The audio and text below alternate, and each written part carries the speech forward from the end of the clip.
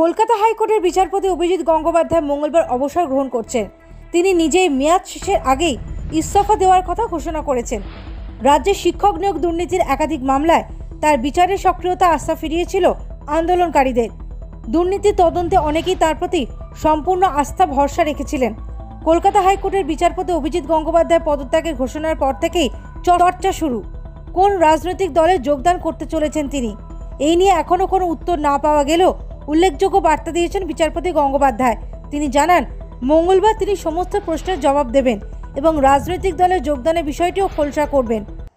আমি বিচারপতির পদ থেকে মঙ্গলবার পদত্যাগ করব, সেইটা মঙ্গলবার হবে।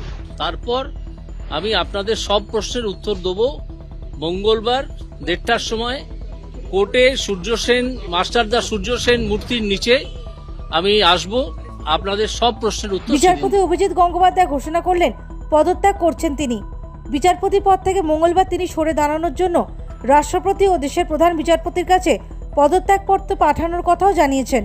আরও জানিয়েছেন, মানুষের কথা বলতে বৃহত্তর ময়দানে নামতে চান তিনি। সংবাদ মাধ্যমে মুখোমুখি হয়ে এদিনই বিকেলে তিনি বললেন, সব উত্তর দেব মঙ্গলবার দুপুর 1:30টায়। এদিন তিনি বিচারপতি পদ ছাড়ার কথা ঘোষণা করতে গিয়ে বলেছেন, রাজ্যের শাসক দলই তাঁকে যে খোলা ময়দানে নেমে লড়াইয়ের চ্যালেঞ্জ করেছে, সেই চ্যালেঞ্জ তিনি গ্রহণ করেছেন।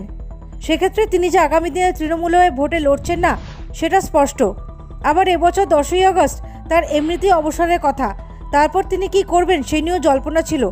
এক বেসরকারি সংবাদ মাধ্যমে তিনি বলেছেন, এখানে অনেকগুলো রাজনৈতিক দল রয়েছে, বাম দল রয়েছে, কংগ্রেস রয়েছে, বিজেপি রয়েছে, ছোট ছোট অন্য অনেক রাজনৈতিক দল রয়েছে। তারা যদি মনে করেন আমাকে টিকিট দেবেন, তখন আমি ভেবে দেখব সেই প্রার্থীপদ আমি নেব কিনা। আজই এই নিয়ে চূড়ান্ত কিছু বলবো না। তিনি আরও বলেন, কুণাল ঘোষকে তার ভালো লেগেছে।